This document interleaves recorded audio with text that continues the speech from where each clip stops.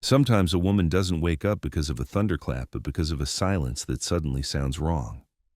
It arrives on an ordinary afternoon in the car, after work in the supermarket line in the middle of washing dishes. A sentence floats up from nowhere: "I can't do this anymore." And it doesn't sound dramatic. It sounds factual, like the way you might notice the light is on or it's starting to rain. In Jungian language, we would call this a message from the unconscious, wrapped in the modest clothing of an everyday thought. Sometimes it even arranges itself as synchronicity. A book you happen to pick up, a podcast, you accidentally click this video arriving in your feed at the exact moment your inner life is quietly rearranging itself behind your back. From the outside, nothing has changed yet. You still show up, you still answer texts, you know which smile to wear with which person. The persona, the carefully shaped social self that Jung described as the mask we develop to meet the expectations of the world, remains intact. It still knows how to laugh at the right time, how to soften its voice, how to offer a reassuring word, even when your own interior feels like an abandoned house. For years, perhaps for decades, this arrangement seemed to work. You were praised for being understanding, for being so strong, for always explaining yourself so others could stay comfortable. The performance was rewarded, which made it easy to mistake exhaustion for love. But something has been shifting underneath. It begins as a very specific kind of tiredness, not the fatigue that sleep cures, but a strange, weightless heaviness that sits behind your eyes and in your chest. You may notice it after yet another conversation where you explain in painstaking detail why you feel what you feel, hoping the other person will finally understand. You may notice it when you find yourself typing a long message justifying a simple boundary, and your body whispers very quietly, "No more." Jung spoke of the self as the organizing center of the psyche, deeper than the ego, deeper than the persona. When the self wants to move, it does not negotiate. It begins to withdraw energy from old forms of life. Powers you once used for endless explanations suddenly fail to appear. At first, this withdrawal looks like nothing. A sentence left unsent, a justification you almost give and then simply don't. You catch yourself in the doorway of an old habit and without fanfare choose not to walk through. That is how individuation, the process by which a person becomes more fully themselves, often begins. Not with a blaze of rebellion, but with small refusals that feel almost too quiet to matter. Yet these refusals are tectonic.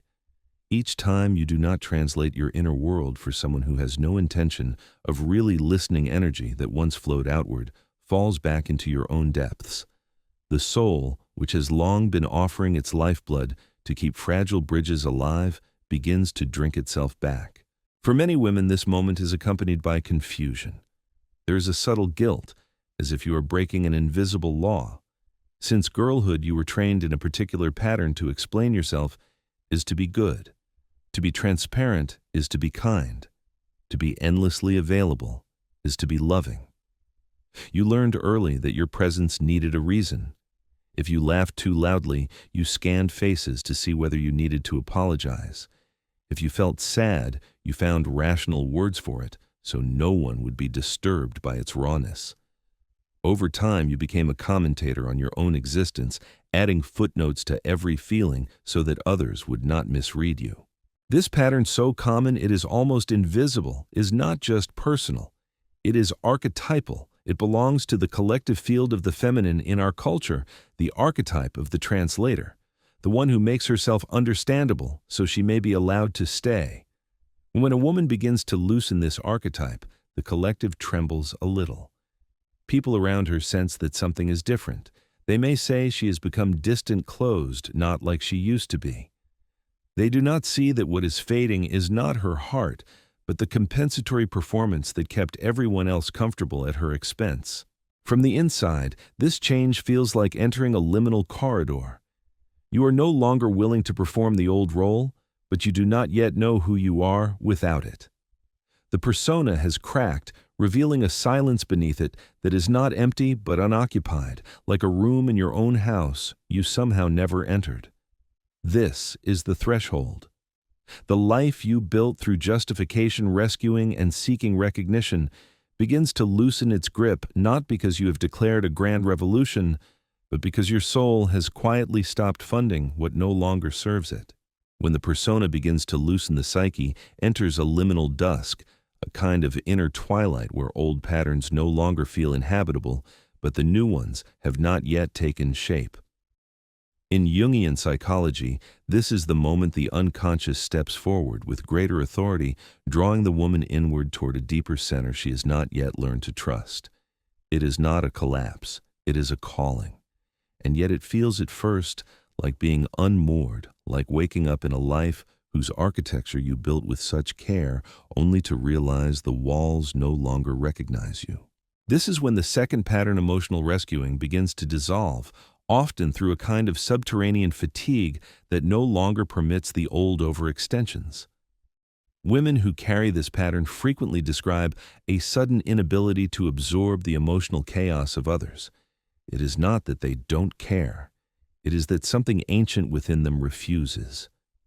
Jung wrote that the psyche contains an instinct for self-preservation, a biological and spiritual imperative that asserts itself when the ego's behaviors threaten the organism. Emotional rescuing is one such threat, though it rarely appears dangerous on the surface. To the outside world, it looks like compassion, devotion, maturity. For the woman living it, it feels like a lifelong contract signed before she knew how to read. In many families, this contract is forged early. A child becomes the steady one, the listener, the adjuster of moods, the quiet emotional sponge who absorbs the household's unspoken tensions. She grows up believing that love is synonymous with carrying what is unbearable for others. She grows up believing that if she does not soften the room, no one will survive the sharpness. Jung might say she becomes the container for the family's shadow, the repository for feelings too dangerous for others to touch. She becomes both the vessel and the scapegoat for a collective unconscious that was never hers to manage. By adulthood, this pattern feels like an identity. She is the one who understands, the friend you can always call, the daughter who never asks for anything, the partner who forgives. But beneath these compliments lies a profound misrecognition. They are praising her self-abandonment, not her soul. And the psyche knows. It grows restless inside the mask. A woman may find herself irritated at people she once willingly held. She may notice a tension in her jaw when someone begins to unload their emotional debris. She may feel her stomach tightening, her breath shortening, her mind drifting. These bodily sensations are not signs of coldness, they are signs of awakening.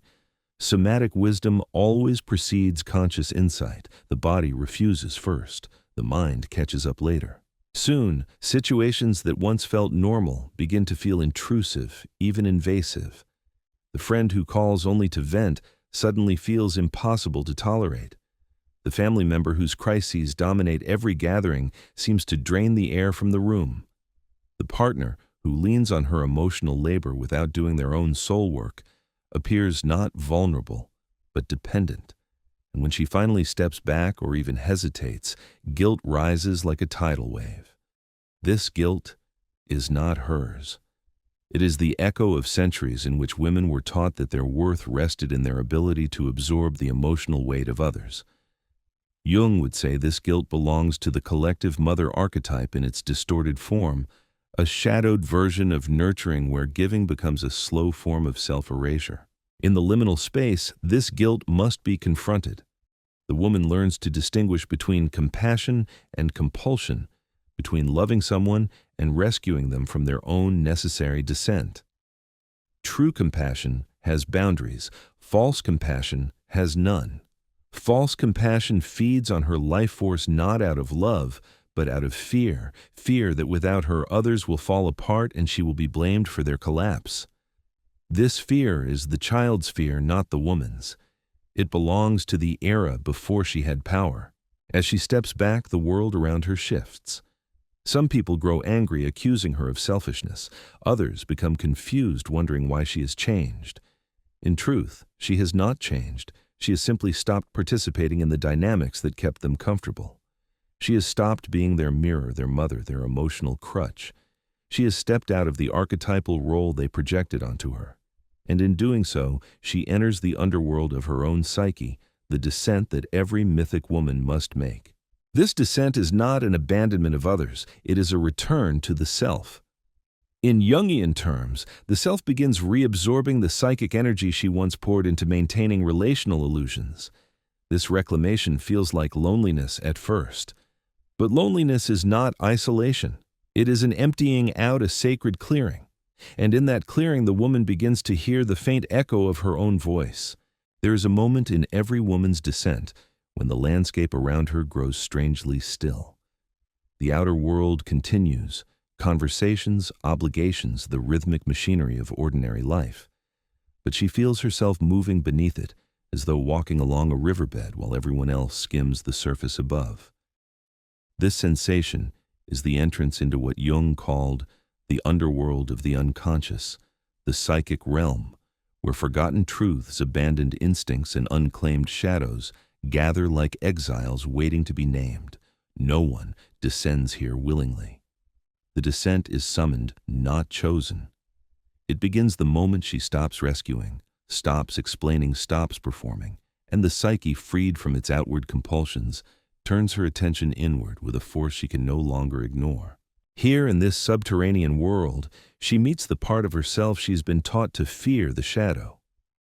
Jung described the shadow as the repository of everything the ego rejects: anger, ambition, desire, intuition, erotic vitality, even the simple need to rest. For women raised under the expectation of emotional service, the shadow is often full of the qualities she was punished or shamed for showing. The girl who was told she was too emotional hides her authentic sorrow. The one labeled bossy hides her leadership. The girl who learned that her joy was too much hides her exuberance. And perhaps most dangerous of all, the one taught to be agreeable hides her anger, the sacred fire that would have protected her. When a spiritually awakening woman encounters her shadow, it rarely appears as abstract theory. It emerges through feeling. It comes as irritability toward people she once tolerated, with ease, sudden flashes of anger that seem out of character, an unexplainable grief that leaks through her composure, or a fierce longing for a life she cannot yet name. The ego panics at these eruptions, trying to push them back into the old containers. But the unconscious does not negotiate. Once the descent begins, the walls crumble. This confrontation with the shadow is often accompanied by dreams, symbolic messages from the deep psyche. A woman may dream of unfamiliar rooms inside her childhood home, or of wild animals staring at her with unsettling recognition. She may dream of water rising or of wandering hallways that seem endless. Jung would say such dreams are not random, they are maps.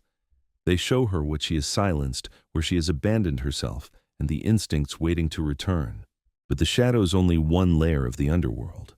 Beneath it lies the ancestral field, the collective unconscious, the deep reservoir of human experience that Jung described as the psyche's common inheritance. For many women, descending into their own unconscious brings them into contact with the emotional residues of those who came before them.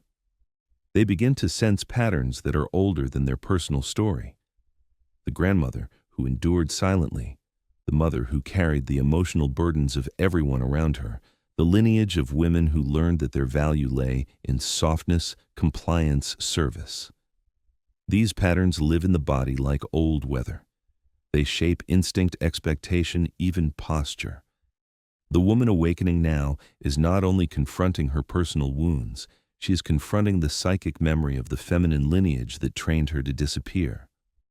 This ancestral encounter often presents itself through sudden clarity realizations that feel too large to be personal insights that arrive with the certainty of fate. She may understand in an instant that the guilt she carries was never hers. She may see that the exhaustion she interprets as personal failure is actually the accumulated fatigue of generations who were denied rest. She may begin to weep without knowing why, her tears belonging not only to her own life, but to the lives of women who were never allowed to feel theirs.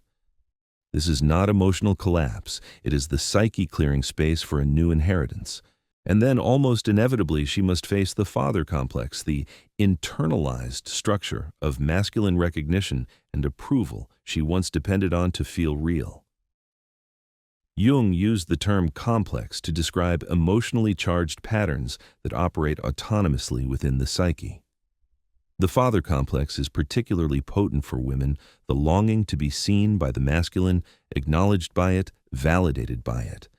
It is not about the literal father alone, but about teachers, partners, bosses, mentors, society itself, any figure or system that embodies authority and recognition. For much of her life, a woman may shape herself to win this gaze, mistaking its approval for her own worth. But in the underworld, this illusion dissolves. She begins to recognize that the validation she sought was unstable because it was external. She may feel a grief so sharp it nearly bends her in half, the grief of realizing she has spent years, perhaps decades, contorting herself for a form of love that could never complete her. And yet this grief is a threshold.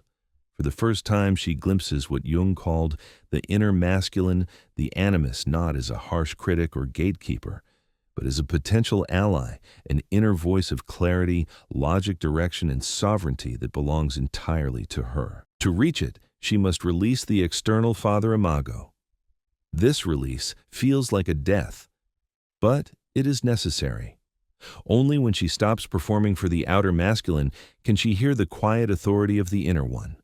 Only then can she begin to build a life not shaped by approval, but guided by truth. As the father complex loosens its hold, a great internal silence follows, one not of emptiness, but of a vast and unfamiliar spaciousness. For the first time, the woman senses the possibility of a life not oriented around external recognition. Jung often emphasized that the ego, once freed from its compulsive attachments, becomes capable of perceiving the movements of the deeper psyche. In this silence, she begins to hear something that was always present, but drowned beneath the noise of explanation rescuing and the pursuit of approval. It is the faint pulse of her own eros. Eros in Jungian psychology is not simply sexual energy, but the connective principle of life itself, the psychic force that binds, creates, relates, and animates. For many women, eros was redirected from the beginning toward caretaking, pleasing, smoothing the edges of others. It flowed outward in service of relationships that drained rather than nourished. Now, with those channels closed, eros has nowhere to go but back into the woman herself. At first, this return feels disorienting. She may experience bursts of creativity, sudden desires, unusual dreams, or an ache for meaning that is both exhilarating and terrifying. She may feel restless in her own skin, as though something inside her is trying to unfurl. This is the moment when the old ego identity begins to dissolve. Without the familiar patterns that once structured her days, explaining, rescuing, seeking recognition, the psyche reorganizes itself. She may feel like she is losing her sense of self because, in truth, she is. The good girl, the pleaser, the caretaker, the emotional anchor, the ever-available one, these identities begin to wither as the woman's life force withdraws from them. Jung called this process the death of the persona. It is not literal death, but symbolic death, the collapse of the mask she once believed was her face. But death in the psyche is always followed by rebirth. In the void created by her refusals, the self emerges, the deep organizing center of the psyche that holds the blueprint of her true nature. The self does not shout, it does not demand, it does not ask to be explained. It guides through resonance, through intuition, through a quiet certainty that feels like remembering something she has never consciously known. Decisions that once required endless deliberation suddenly become obvious. Boundaries that once felt impossible become non-negotiable. She begins to feel what Jung called a vocation of the soul, a sense that her life has a shape, a direction, a meaning that originates from within rather than from the demands of others. Yet this emergence is not without pain. When a woman stops orienting her life around external validation, she inevitably enters a phase of psychological loneliness. Not isolation, loneliness. It is the altitude of consciousness, the thin air of a higher psychological elevation. The relationships formed from her old patterns begin to fall away, not through conflict, but through lack of resonance. Friends who depended on her rescuing drift to others. Family members accustomed to her emotional labor become uncomfortable with her new clarity. Old partners may accuse her of becoming cold, distant, selfish. They are not seeing her. They are seeing the loss of the function she once provided. In this psychological solitude, a woman meets herself without witnesses. It is here that the inner masculine, the animus, begins its transformation. Once a figure of internal criticism or externalized authority, the animus becomes her ally, offering discernment, clarity, and direction. She discovers she can think with authority. She can choose with conviction. She can anchor herself in her own truth without needing the world to approve. At the same time, her inner feminine, the eros-filled, intuitive, embodied aspect of her psyche begins to bloom. She notices subtle shifts, a deeper breath, a slower pace, a more grounded presence. She begins to feel connected to her instincts, her longings, her body's signals. For the first time, she senses what it means to live from her center, not from adaptation. She realizes she does not need to justify her no or perform her yes. Her being becomes sufficient. This stage of awakening often brings an unexpected clarity about the past. She sees the roles she played not with resentment, but with compassion, understanding that she adapted to survive. She sees the ways she betrayed herself without blame, and she sees, with startling precision, what must be released next. The self once awakened does not allow regression. It pulls her forward, sometimes gently, sometimes with a fierce demand that feels like destiny.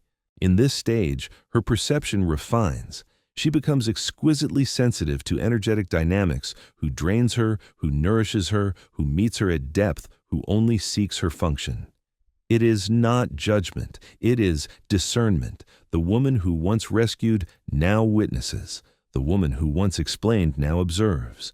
The woman who once sought recognition now recognizes herself. What she is approaching, though she may not yet name it, is sovereignty, the internal alignment of ego with self. And that alignment marks the beginning of a new life, one in which her very presence becomes an instrument of transformation. As sovereignty takes root, the woman begins to sense that her life is no longer moving horizontally toward approval, acceptance, belonging, but vertically toward depth. This shift is subtle at first, like discovering a hidden current beneath the surface of a familiar river. Her decisions begin to arise from an inner authority that feels older than her personality, older than her memories, older even than the particular life she has lived. Jung often referred to this as the voice of the self, the transpersonal center of the psyche that orients us toward wholeness. When the ego aligns with this deeper center, action becomes quieter, but more precise, like a blade sharpened not for violence, but for clarity. Now, when she speaks, the words come from the body, not the mind. When she rests all the way down to the bone. When she walks away, she does so without bitterness, because the departure is not a reaction, it is a movement of truth. This is the strange paradox of individuation. As the woman becomes more fully herself, she becomes less willing to force herself into spaces where her soul cannot breathe. She is no longer available for relationships built upon her exhaustion. She is no longer willing to be the emotional scaffold for others' unexamined pain. And she no longer feels compelled to justify the quiet, instinctive movements of her being. People around her may interpret this as aloofness, but inwardly, she is becoming more intimate with life than ever before. Her attention sharpens. She senses the subtle shifts of her own psyche as if listening to weather patterns inside her chest. She recognizes when she is betraying herself within seconds, not years. And she no longer confuses guilt with guidance. Guilt becomes a signal that she is leaving the old collective conditioning. Truth becomes the grounding sensation that she is entering her own authority. This is also the phase in which many women report a new relationship with synchronicity, the meaningful coincidences that Jung believed emerge when the unconscious and conscious mind move into alignment. The right book arrives, the right sentence appears, the right opportunity unfolds the moment she stops asking for permission to exist. Synchronicities become like breadcrumbs, leading her deeper into the forest of her own becoming. They reveal an intelligence in the psyche that is not personal, but archetypal, a guiding force that seems to say, "You are no longer wandering. You are being led."